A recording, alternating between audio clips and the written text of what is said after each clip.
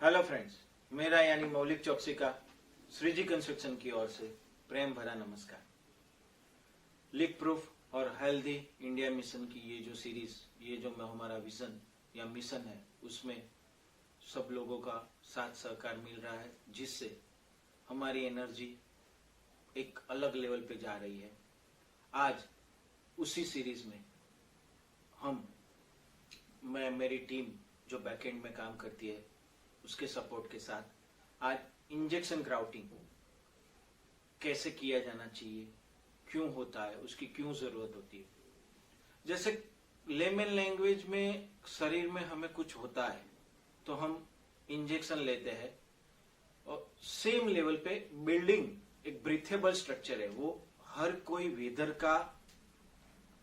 Weather को sense कर सकता है और वेदर की वजह से उसमें डिकेड होता है या कोई ना कोई प्रॉब्लम होता है। सो इंजेक्शन ग्राउटिंग में सीमेंटिशियस ग्राउटिंग होते हैं, उसके अलावा एपॉक्सी ग्राउटिंग होते हैं, उसके अलावा पीयू ग्राउटिंग होते हैं। सीमेंटिशियस ग्राउटिंग जो होता है वो जनरली नॉर्मल कोर्स में बहुत कम तरीके से नॉर्मल रिपेयरिंग में काम आता है। उसमें उसके आगे एक एक्रिलेट्स होता है थोड़ा, वो बढ़िया सा सीमेंट की पोरोसिटी में फिलअप करने के लिए और एक लेवल तक का स्ट्रेंथ देने के लिए होता है। तीसरा एपॉक्सी इंजेक्शन ग्राउटिंग।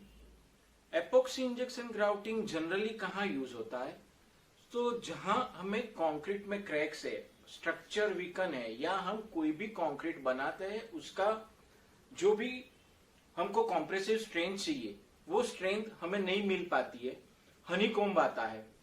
यानी प्रोसेस में कंक्रीट जो लेवल का हमें M20 का चाहिए तो M20 का नहीं मिलता है, तो उसमें वो उसको बकअप करने के लिए या उसको रेक्टिफाई करने के लिए हमें एपॉक्सी इंजेक्शन ग्राउटिंग करना चाहिए। एपॉक्सी इंजेक्शन जो ग्राउटिंग होता है उसके क्या फायदे हैं कि लो श्रिंकेज होता है, एक्सीलेंट एडेजन होता है उसमें, उसके अलावा उसकी विस्कोसिटी बहुत बढ़िया होती है, लो विस्कोसिटी होती है, और रेजिस्टेंस जोरदार होता है, उसकी स्ट्रेंथ बहुत हाई होती है। सो ये एपॉक्सी इंजेक्शन ग्राउटिंग करके हम जितना भी वीकन एरिया है कंक्रीट का, because it is never possible to do any kind of work with 100% perfection. So जहां कहीं भी जिस हिसाब से प्रॉब्लम होता है उस हिसाब से उसका रेक्टिफिकेशन होना चाहिए। तो ये एपॉक्सी इंजेक्शन ग्राउटिंग हम कैसे करते हैं और कैसे किया जाना चाहिए। जनरली जो पेच में हमारा कंक्रीट वीकन आ रहा है उसका एक टेस्ट हुआ, वो टेस्ट के हिसाब से स्ट्रक्चरल इंजीनियर विजिट करते हैं और एक स्पेसिफिकेशन डिफाइन करते हैं कि यहाँ M25 का कंक्रीट चाहिए था और अभी उसका टेस्ट के हिसाब से वो M17 का आ रहा है या M15 का आ रहा है, तो उसमें इतने पैच में हमें एपॉक्सी इंजेक्शन ग्राउटिंग करना है। वो पैच में इतने डिस्टेंस पे, माने सेंटर टू सेंटर डिस्टेंस में, ये डिस्टेंस में माने एग्जांपल के तौर पे 500 सेंटर टू सेंटर या 1 metre centre to centre, as per the requirement of and specification of the structural engineer. Again ये भी एक बड़ा क्वेश्चन है। यहाँ प्रैक्टिस में इंडिया में अहमदाबाद में भी बिल्डर्स, डेवलपर्स, सब लोग किसी ना किसी कोई लोग से, माने जो भी ग्राउटिंग का काम करता है उसको पूछ के अपने हिसाब से उससे ग्राउटिंग करवा लेते हैं, जो जेन्युइनली सही नहीं है। आप इतना बड़ा काम कर रहे हो, करोड़ों रुपए का आपका इन्वेस्टमेंट है, उससे बड़ी गुडविल है, और जो बेस से जाना चाहिए वो बेस नहीं लेते हो और सीधे करवा लेते हो। उससे अच्छा स्ट्रक्चरल इंजीनियर का इनपुट इसमें आया तो आपका जो भी स्ट्रक्चर है G+15 तो वो स्ट्रेंथन रहता है, सही इन्वेस्टमेंट होता है। फ्यूचर में आपको इसकी वजह से कहीं भी कोई भी रुपये का नुकसान नहीं होता है और पीसफुल लाइफ मिलती है, आपका गुडविल बरकरार रहता है।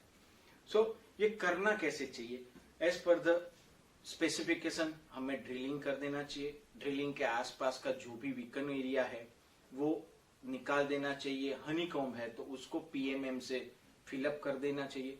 ड्रिलिंग समझो हम 12 mm करते हैं तो उसमें फिर लेवल पाइप डाल सकते हैं। लेवल पाइप से बढ़िया पीवीसी की नोजल्स आती है, पीवीसी नोजल्स या लेवल पाइप डाल के उसके बाद ये उसको प्लगिंग कर देना चाहिए। प्लगिंग जनरली पीएमएम से किया जाता है, उससे हाई ग्रेडेड लिक प्लग आते हैं, उससे किया जा सकता है, या सीमेंट और लेमन लैंग्वेज, देसी लैंग्वेज में सीमेंट और सोडा से भी उसका प्लगिंग किया जाता है। ये प्लगिंग स्टेबिलाईज हो जाने के बाद, माने ये प्लग हिले नहीं, उसके बाद उसमें एपोक्सी मटेरियल फिल किया जाता है। एपोक्सी मटेरियल पोरिंग के लिए जो भी टेक्निकल टूल्स होते हैं, वो पंप, उसका कितना प्रेशर गेज है वो मेंटेन करके उसमें से एपोक्सी 2 कंपोनेंट है, सिंगल कंपोनेंट है, उसको मिला के उसमें से पोरिंग किया जाता है। पोरिंग जनरली नीचे से, माने ग्राउंड लेवल से ऊपर के लेवल तक किया जाता है। जब हम पहली नोजल पे पोरिंग करते हैं तो वो जब तक दूसरी नोजल में से निकले नहीं तब तक हमें पोरिंग करना चाहिए, क्योंकि तब जाके ये ऐसा समझ सकते हैं कि इंटरनल कंक्रीट एरिया जो वीकन है वहां तक ये मटेरियल पहुंच गया है, माने उसका स्ट्रेंथनिंग हो गया है। हम जैसे जैसे ऊपर जाते हैं, ऊपर का एरिया फिलअप हो जाता है, स्ट्रेंथन हो जाता है, तो वहां अगर गैप नहीं है, उसका कोई होलोनेस नहीं है, तो मटेरियल अपने आप बाहर निकलना शुरू हो जाता है। ये उसी हिसाब से नीचे से लेके ऊपर तक ये ग्राउटिंग किया जाना चाहिए। ग्राउटिंग हो जाने के बाद वो जो भी नोजल है उसको बंद करके उसका प्लगिंग कर देना चाहिए। प्लगिंग हो जाने के बाद उस जैसे ही वो स्टफन हो जाए, माने ये फिनिश हो जाए, उसके बाद उसको काट के उसको फाइन ट्यूनिंग फिनिशिंग कर देना चाहिए। ये पूरी प्रोसेस होने के बाद हमें लेवलिंग कर देना चाहिए। लेवलिंग हो गया तो समझ लेना चाहिए कि हमारा कंक्रीट जो पहले वीकन था, M25 चाहिए था और M17 आया या M17 आया, अभी उसका हम कोर टेस्ट करते हैं तो वो डेफिनेटली M25 से ज्यादा ही होगा। अभी ये पूरी प्रोसेस एपोक्सी इंजेक्शन की, ग्राउटिंग की इस हिसाब से करनी चाहिए। पर एक छोटी सी चीज इसके साथ मैं आपको एड ऑन करना चाहूंगा कि इसमें एपोक्सी मटेरियल जो बेस हार्डर साथ में होता है वो सेंसिटिव मटेरियल है। आंख में कई तरह के प्रॉब्लम हो सकते हैं, इसमें कोई भी लिमिटेशंस और उसका प्रिकॉशंस हमको बहुत ध्यान रखना चाहिए। इसलिए सेफ्टी गोगल्स, शूज, हेलमेट, ये सब पहन के ही ये करना चाहिए कि जिससे हमारा काम बढ़िया सा हुए और हम हेल्दी एस्पेक्ट में काम कर सके। और जो भी हमारा टूल्स और जो सब है उसके लिए एपोक्सी क्लीनर रखना चाहिए, जिससे टूल्स और वो सब भी सही हो जाए। एपोक्सी का जो मटेरियल है उसकी पॉट लाइफ बहुत कम होती है। So as per the TDS उसकी पॉट लाइफ 15 मिनट है, आधा घंटा है, तो हमें उतना मटेरियल ही मिलाना चाहिए जिससे हमारा 15 मिनट में काम हो जाए और वो मटेरियल वेस्ट नहीं होए और काम बढ़िया सा होए। और दूसरा हमें ये भी चीज ध्यान रखना है कि एपोक्सी मटेरियल में जहां तक हो सके वहां तक कभी भी एज पर TDS कोई दूसरा एलिमेंट, दूसरा कंपोनेंट मिलाना नहीं है। ये अगर हम कर सकते हैं तो हमारा जो भी एपोक्सी इंजेक्शन ग्राउटिंग करने का जो भी पर्पस है वो 101% शॉर्ट में फुलफिल होता है और हमारा स्ट्रक्चर बढ़िया होता है। तो future point of view, as per the service life of the structure, हमें इसका कोई भी टेंशन नहीं होता।